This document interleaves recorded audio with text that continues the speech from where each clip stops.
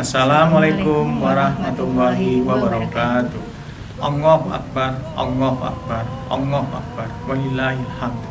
Momen Hari Raya Idul Adha ini sebagai peningkatan kualitas keikhlasan kita kepada Allah Subhanahu wa taala.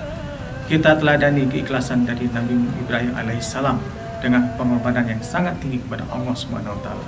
Semoga dengan semangat berkurban semakin memperkuat keimanan, rasa kemanusiaan dan berbagi kasih sesama umat. Saya, Insinyur T. Mirzuan MT, penjabat Bupati Aceh Tengah beserta jajaran, mengucapkan Selamat Hari Raya Idul Adha 1445 Hijriah.